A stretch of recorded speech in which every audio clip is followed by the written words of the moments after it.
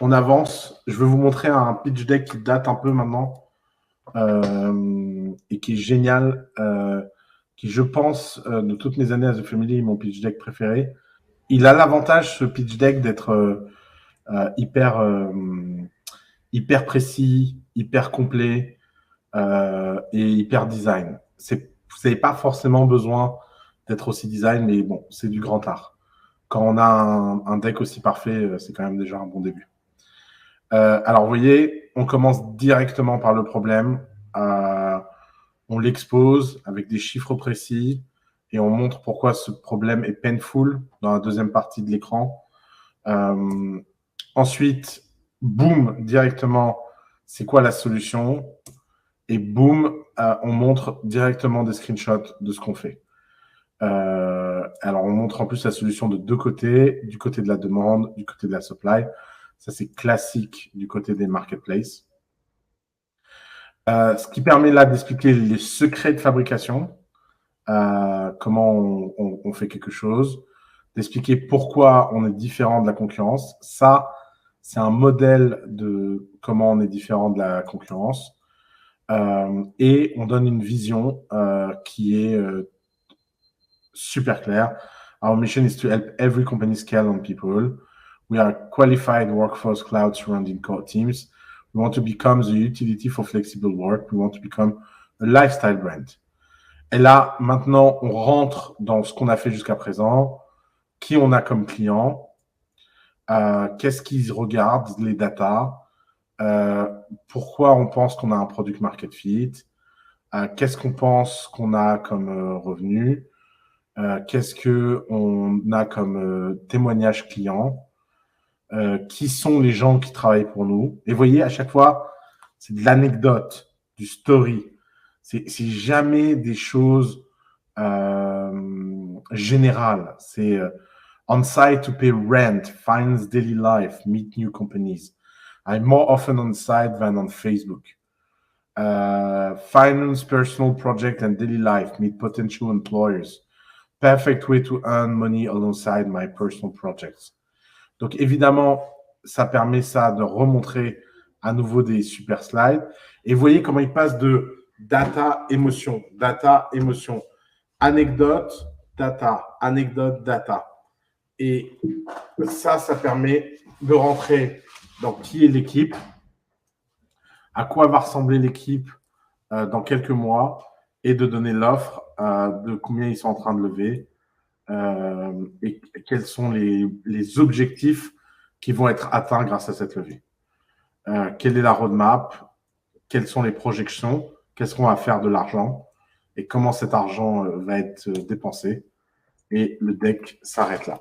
Ça, vous pouvez le retrouver dans le Notion. C'est un chef-d'œuvre en termes de deck. Alors, la pire chose que vous pouvez faire, par contre, et ça, je l'ai vu plein de fois parce que j'ai envoyé plein de fois ce deck, c'est reprendre ce deck à la lettre exactement pour votre business. Pourquoi ce deck est un chef-d'œuvre?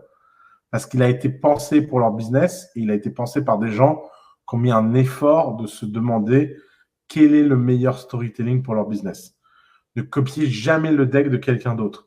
Inspirez-vous, montrez, regardez les decks des autres pour avoir une base, mais il n'y a rien de pire que copier. Copier, c'est la fin de l'intelligence et ça ne permet pas d'arriver au point. Alors, maintenant, je vais vous montrer un autre sujet. C'est comment on fait des CRM. Donc ça, c'est un CRM qu'on utilise pour la levée de The Family. Vous voyez, on essaie de récupérer plein d'infos sur les gens, quelle langue ils parlent, à quel point on les aime, des notes sur comment on les a rencontrés. Ça, ce travail, il est hyper important de le faire bien. C'est si vous n'êtes pas capable d'avoir la rigueur d'aller chercher tous les gens, le CRM s'appelle le Airtable. Si vous n'avez pas la discipline d'aller chercher de la data et de faire ce travail de Sherlock Holmes, ça va pas marcher. Ça va pas marcher. J'insiste énormément là-dessus parce que c'est vraiment l'iceberg. Ce que vous voyez dans la levée, c'est le pitch, mais la face cachée de l'iceberg, c'est la recherche documentaire et le fait d'être capable d'être précis dans la façon d'aborder les gens.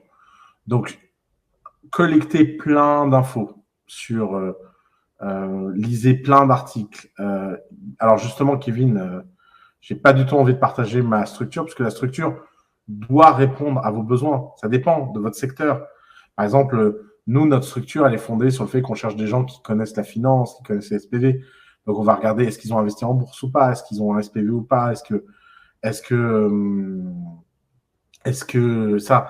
Mais arrêtez avec vos templates. Je vous assure, la culture du template, elle est très, très nocive. Parce que qui dit template dit cerveau off. Et qui dit template dit croyance qu'il y a une bonne réponse. Non, vous devez réfléchir uniquement par vos objectifs. Qui vous visez, qu'est-ce qu'info comme vous avez besoin pour les convaincre, et là, ça construit votre template. C'est pas dans le sens inverse qu'il faut aller. Et il faut pas utiliser ce qui marche pour nous ne marchera pas pour vous. Vous devez, boîte par boîte, réfléchir sur ce que vous avez besoin. Tu recommandes d'aller dans les VC speed dating? Non, ne faites pas ces conneries-là. Évitez au maximum les choses qui dégradent la personnalisation de l'expérience. Ça ne marche pas, ces conneries. D'abord, il faut être un mauvais VC pour aller dans ces trucs. J'ai une question importante concernant les concours de levée de fonds. Faut-il en faire ou vraiment se focus exclusivement sur la levée d'investisseurs? N'allez jamais faire des concours de levée de fonds. Jamais. Est-ce que vous connaissez une grande boîte qui a fait un concours de levée de fonds et que ça a marché? Non, ne faites pas ça. C'est vraiment des trucs de guignol. Travaillez votre cold reach. Et Antonio, ça, c'est du très bon cold email. Ça, c'est du très, très bon cold email. Après 6 mois d'hibernation, Oussama est sorti de sa chambre et a découvert un super événement bas de chez lui. Aujourd'hui, ça fait 6 mois qu'il utilise notre application Inside City pour toutes ses sorties entre amis. Et il m'a demandé de vous en parler, découvrir, participer aux expériences de ville. La seule chose qui ne va pas, c'est le call to action. Découvrir, participer aux expériences de la ville. Est-ce que ça devrait être plutôt, est-ce que vous êtes disponible dans la journée de demain pour qu'on se parle au téléphone? Ça, c'est beaucoup mieux. Mais pas mal du tout celui-là. Je t'autorise à l'utiliser si tu veux. Daniel Misa, mon besoin est de 2 millions, je dois donc demander 10 millions de valo. Tu as un besoin de 2 millions, donc ta valo est de 10 millions, tout simplement. Oussama, as-tu un ordre de grandeur sur l'apport en retail que les fondateurs mettent dans leur boîte avant une première levée de fonds?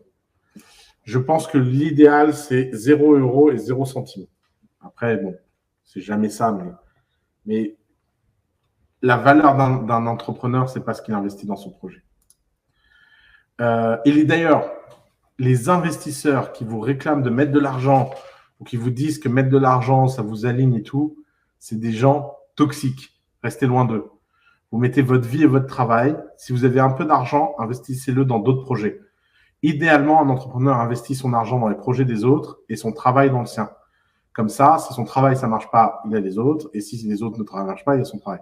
Mais une bonne stratégie de hedge, de risque, c'est de ne jamais investir son propre argent dans son propre projet. Ça n'a aucun sens. Et les investisseurs qui valorisent le fait que vous investissez votre propre argent sont des abrutis. Alors, Iliane, j'ai un studio de jeux vidéo VR. Comment je dissocie le studio de mon jeu dans notre deck, sachant que c'est le jeu qui génère chiffrage? Eh bien, tout simplement, en ne parlant pas du studio. Tout simplement. Est-ce qu'il y a un exemple de deck pour ceux qui n'ont pas de clients? Le deck précédent semble déjà avoir des clients. Bah, ça change rien. Un deck qui n'a pas de clients, c'est un deck qui parle plus de la vision, plus du produit, etc. Ça change rien. Et c'est pour ça que c'est pas une histoire d'exemple. C'est une histoire de storytelling. Comment dire votre histoire au mieux? Je viens d'accrocher un billet via LinkedIn qui me propose de le call tout de suite. Eh bien, ça marche déjà. Bah, tu vois, au moins un qui n'aura pas perdu son argent. Comment savoir quel est le meilleur investisseur pour son business?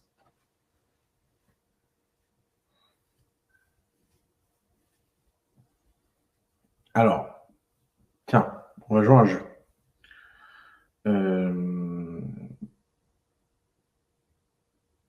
fait, la réponse à cette question, Tammy, c'est les 2h30 qu'on vient de passer ensemble quand même. C'est étant donné qu'on ne peut pas répondre à cette question, qu'on a un process, une méthode et qu'on travaille dur. Parce que si on savait d'avance, avant de parler aux gens, quel était le meilleur investisseur pour son business, on ne se ferait pas chier, on le prendrait. Mais c'est parce qu'on ne peut pas répondre à cette question qu'on a besoin d'un process. C'est peut-être plus clair comme ça. Le cadrage du rendez-vous investisseur est-il important, genre plutôt à l'extérieur ou le neutre qu'à leur bureau? Ah, voilà une question intéressante, très intéressante. Alors, l'idéal de l'idéal, c'est dans vos bureaux. Si vous êtes capable de faire déplacer les investisseurs dans votre bureau, vous avez gagné. D'ailleurs, le top du top en levée de fonds, le top du top, c'est tous les investisseurs la même semaine à votre bureau qui s'enchaînent et qui se rencontrent bien dans les couloirs quand il y en a un qui arrive et l'autre qui part. Bon, ça demande un immense leverage. Ça, c'est le numéro 1, c'est le top du top, c'est le power move ultime. Vous amenez les gens chez vous et vous les contraignez à votre agenda. Le mec qui faisait les levées de fonds les plus dingues comme ça, c'est Travis de chez Uber. C'était lui, mais il fallait voir en plus comment il préparait les levées de fonds, comment...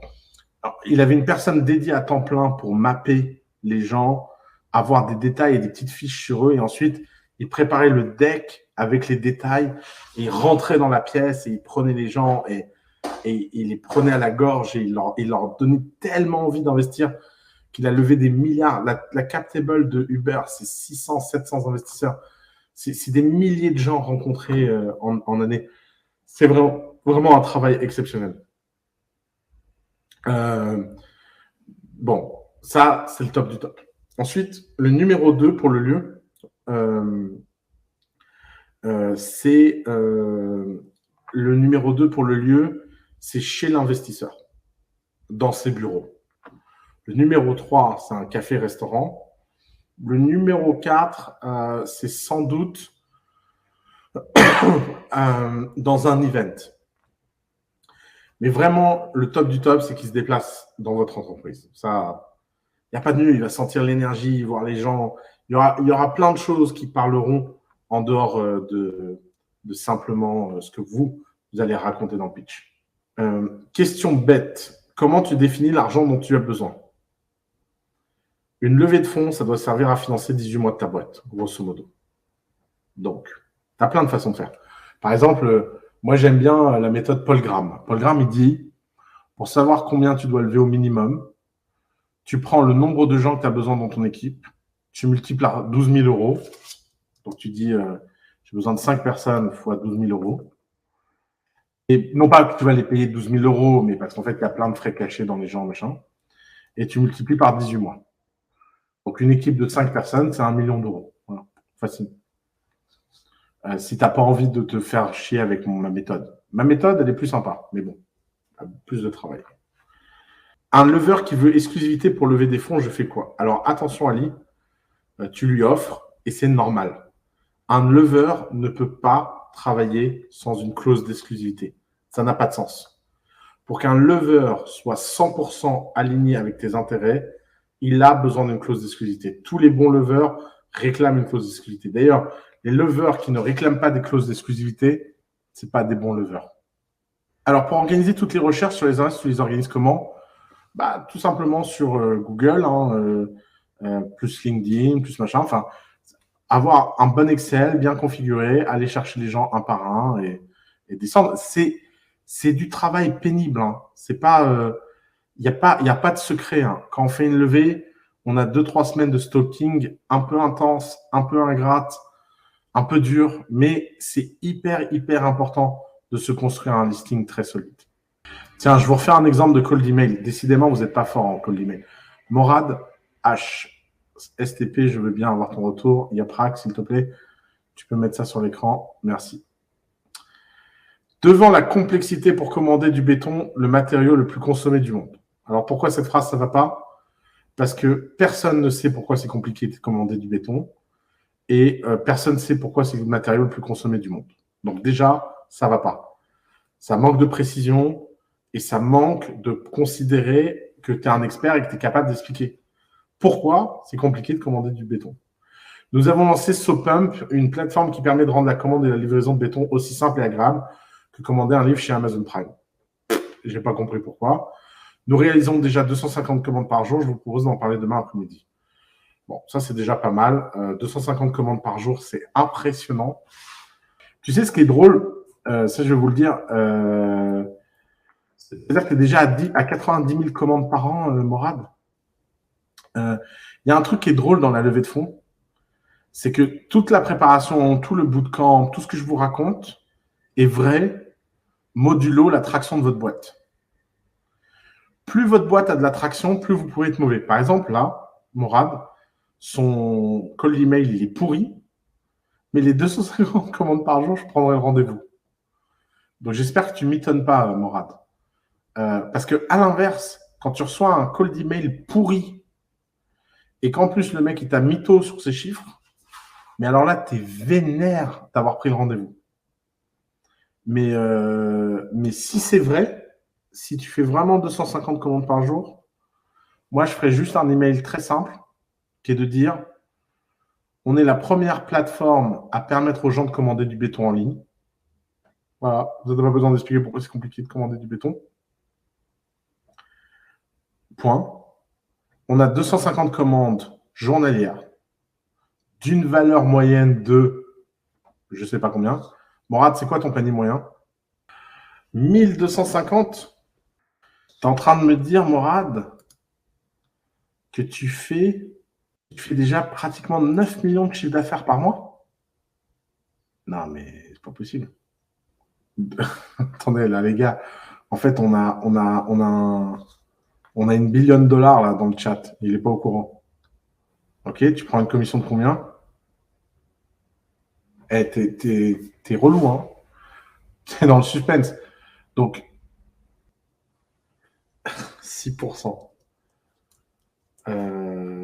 30, 6%. Ok. Morad, regarde, ça c'est. ça c'est mon email. S'il te plaît, écris-moi dessus. Je vais. Là, il vient de se passer un truc de fou, les gars. Ouais, bah, ouais. Enfin, franchement, je sais même pas ce que tu fous ici, Morad, là. Enfin, c'est quoi cette histoire? Qu'est-ce que c'est que ce truc? C'est dans quelle monnaie? Vous voyez, ça c'est hyper grave, c'est hyper cool comme cas. Si les chiffres sont vrais, ça me rappelle l'une des meilleures levées que j'ai fait de ma vie. L'une des meilleures levées que j'ai fait de ma vie, c'est un graphique. Je peux vous le dessiner. Bah, c'était très simple. Il y avait le truc comme ça. Et puis, il y avait une courbe qui faisait ça. Juste ça. J'ai envoyé ça en disant on se rencontre. Et l'invest, le fondateur a levé en 48 heures. Il n'y avait rien besoin d'expliquer. Rien. Évidemment, c'est bien ce que je vais essayer de vous dire, c'est que tout ça est juste modulo ce qu'on fait, quoi. Donc voilà. Je t'avais déjà écrit avec un call d'email pourri. Vas-y, arrête. Non mais casse-couille. Morad H. C'est quoi ton... Attends, je veux absolument retrouver ton call d'email et le montrer aux gens là. Parce que c'est pas possible que j'ai raté ça. Ah, sur LinkedIn. Ah oui, alors attention. Évitez de contacter les gens par LinkedIn. La boîte, ça, heureusement qu'on parle de ça. J'allais complètement oublier ça. LinkedIn, c'est génial pour mapper les gens. C'est génial pour découvrir qui follow qui est important pour qui dans les réseaux, qui a le bon profil pour vous. Mais c'est la pire façon de contacter les gens. Par exemple, moi, j'ai jamais regardé ma boîte LinkedIn. C'est impossible. je reçois 800 à 1500 messages par jour sur LinkedIn. Il n'y a aucune barrière à l'entrée. Il y a plein d'outils, et on va vous faire une liste d'outils qui vous permettent de découvrir les emails des gens à partir de LinkedIn. Et ça, c'est hyper important. C'est super, super, super important d'utiliser LinkedIn pour savoir qui sont les gens, mais ensuite, vous les contactez par email, vous les contactez sur Twitter, vous les contactez sur Insta, mais pas LinkedIn. LinkedIn, c'est l'enfer. En plus, c'est la boîte la moins bien designée du monde. Quand vous essayez, des fois, je me motive en me disant, allez, je vais aller regarder ma boîte LinkedIn et essayer de répondre aux gens. C'est un calvaire. C'est vraiment pas facile. Donc évitez au maximum LinkedIn. Est-ce que vous avez des questions sur les autres aspects de la méthode? Normalement, là, au stade où on en est, vous devez avoir une vision assez claire de à quoi ressemble un deck.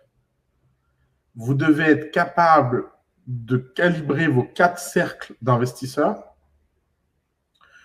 et vous êtes capable de mettre en place un CRM et un calendrier. Alors, Émilie dit, c'est une question intéressante, est-ce que tu penses que la phase de collecte de data sur les investisseurs peut être déléguée à un stagiaire temporaire? Si oui, quelles seraient les qualités et compétences de ce stagiaire? La réponse est non. C'est impossible de déléguer quelque chose d'aussi crucial. C'est vraiment impossible. Parce que ça doit démontrer, cette phase, elle démontre votre capacité de lever. Et vous ne pouvez pas déléguer ça à un stagiaire. Ça demande trop de connaissances intimes de votre business, en fait. Alors, des outils pour créer une cartographie de contact, malheureusement, non, il n'y en a pas. Il faut le faire à la main, en fait. Encore une fois, moi, j'aime bien regarder qui les gens follow sur Twitter, sur LinkedIn. C'est la meilleure façon, en fait, d'entourer les gens. Je pense qu'il y a une boîte à créer là-dessus. Hein. Est-ce que nous avons adopté la même méthode, peu importe le mode de levée? Oui et non. La méthode que je vous donne là, c'est vraiment la méthode de la première levée.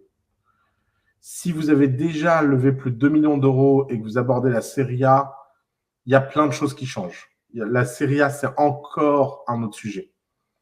Mais tout ce que je vous dis là est vrai pour de 0 à 3 millions d'euros, quoi, grosso modo. Alors, Juan, question très intéressante. Le calendrier n'est pas très clair pour moi. Comment est-ce qu'on peut faire pour tout mettre sur une semaine alors que tout le monde répond à des moments différents?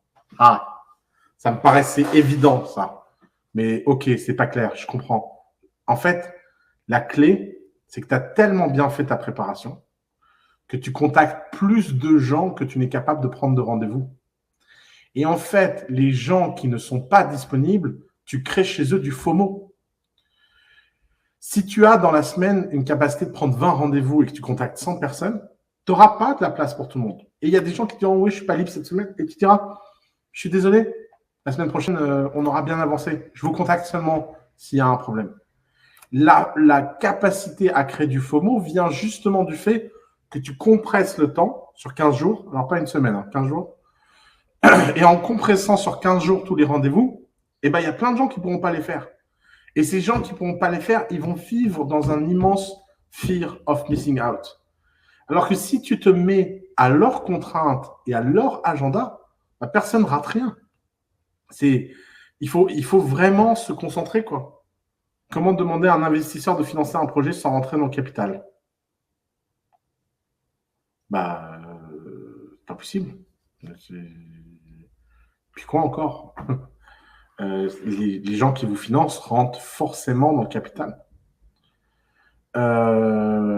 Lever qui réclame un pourcentage, tu en penses quoi? Bah, je vois pas ce qu'un lever peut réclamer d'autre. Évidemment qu'un lever réclame un pourcentage. D'ailleurs, un lever qui réclame pas un pourcentage, je comprends pas ce qu'il fait, quoi.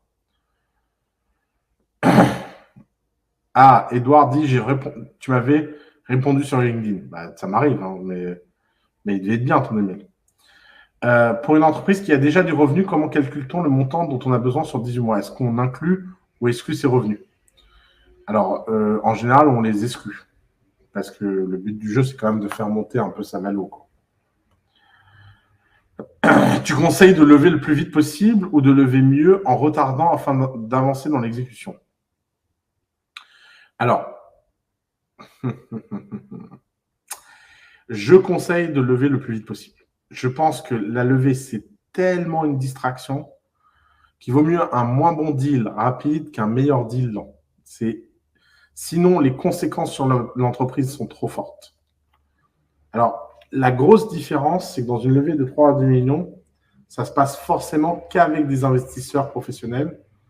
Et donc, le mapping et la façon dont on attaque les gens n'a rien à voir. Et entre 3 et 10 millions, on a forcément beaucoup de data et le travail de la data room est différent. J'ai une liste email de plus de 20K personnes. Ça vaut le coup de faire un web avec prise de cool pour poster les petits tickets, la visibilité. Le problème, c'est qu'il y a aussi une centaine de clients dans la liste. Non, faut jamais faire ça. Ça sert à rien. Ça sert à rien. Un lever, c'est recommandé dans quel cas de figure? Moi, je pense que le lever, c'est génial quand on n'est pas un bon vendeur. En général, si on sent qu'on a besoin d'un lever, c'est qu'on a besoin d'un lever. Il est de combien le pourcent à donner au lever? 5%. Est-ce courant pour un investisseur français d'investir dans une société basée au UK et donc de droit anglais? De plus en plus. C'est un bon sujet, ça. J'aimerais ton avis sur ce call d'email. Ouais. Bon, allez, vas-y, Laurent Gérard. C'est parce que tu as un bon nom. Femmes, enfants, personnes âgées, handicapées. Plus d'1 million de personnes sont victimes de maltraitance. Putain, c'est horrible. Notre situation de la prévention se fait grâce aux intervenants à domicile. Si vous nous aidiez à éviter les drames du quotidien. Waouh. Et franchement, il est dur de ne pas répondre à celui-là. Ouais, il est même parfait. Hein. C'est. Ouais, non, mais là moi, je me sens obligé de prendre rendez-vous, quoi.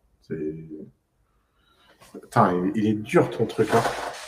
T'as intérêt d'assurer dans le rendez-vous derrière. Hein. Parce que tu mets la barre haute. Hein. Mais c'est parfait. C'est précis. Ça montre le besoin. C'est 3 phrases. C'est parfait. Alors, Émilie, que penses-tu de faire de la pub genre Facebook pour attirer les investisseurs idéaux? Alors, ne faites jamais ça si vous allez finir en prison. C'est illégal. Ça s'appelle de l'appel public à l'épargne. C'est même vraiment très, très, très, très déconseillé. Les annexes, ça compte dans les 15 pages de ton pitch deck? Oui. C'est 15 pages annexes inclus. Si t'es pas capable d'expliquer en 15 slides, allez, 20 max, mais franchement, c'est comme quand on est à l'école et que les gens rédigent trop de pages. Quoi. Moi, j'évite. Edward Nilsson demande, mets-tu des annexes dans le document? Évitez au maximum les annexes. C'est pas bon, les annexes. Ça veut dire que vous ne maîtrisez pas votre story. Vous avez besoin de détails et de détails et de détails. N'oubliez pas ce que je vous ai dit. Le deck, c'est une amorce de la conversation. C'est pas une due diligence sur votre boîte, quoi.